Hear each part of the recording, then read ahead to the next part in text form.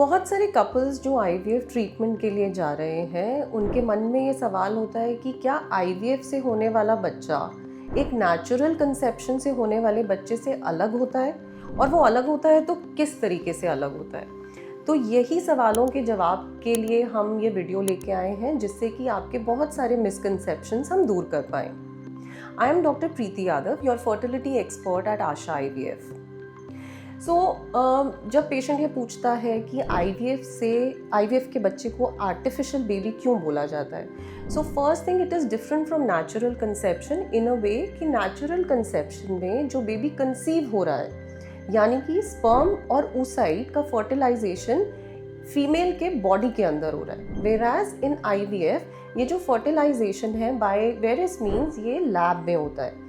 But the process of embryo formation जो earliest part of life होता है, that process remains the same. और quality की अगर हम बात करें तो quality depends on the genetics, and genetics depend करता है oocyte यानी कि एग और स्पर्म के जेनेटिक्स पे, सो वो सेम रहता है। So only that we call IVF babies as artificial, it is a misnomer. They are not artificial, they are as natural as a natural conception, because जो genetics होते हैं वो father और mother से ही आ रहे हैं। So the babies का genetics remains the same.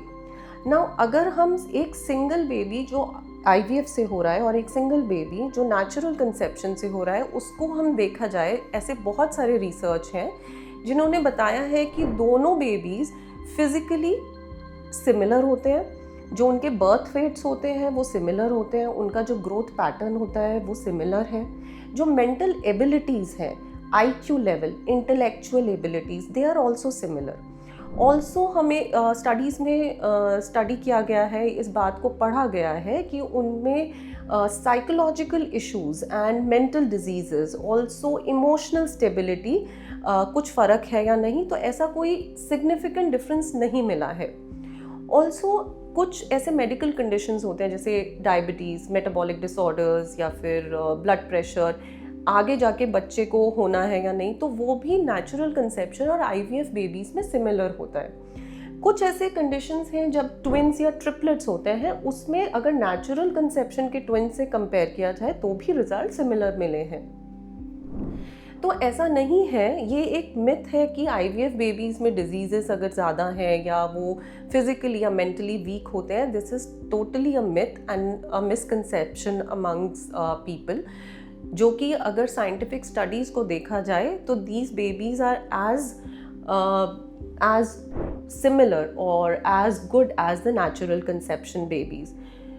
इसके अलावा जो हम जेनेटिक डिजीज़ेस की बात करते हैं, genetic abnormality depends on what is the chromosome and the genetic makeup of the parents.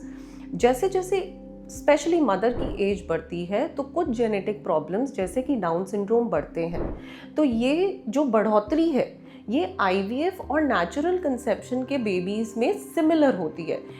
It does not depend on whether the fertilization was done naturally, whether the fertilization happened naturally or was done in an IVF lab.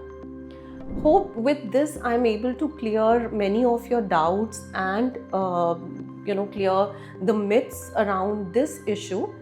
अगर आपको ये video informative लगा तो please आप इसे share कीजिए, and if you have any doubts related to this issue or any other issue related to fertility, you can ask in the comment section and we'll be happy to answer your questions.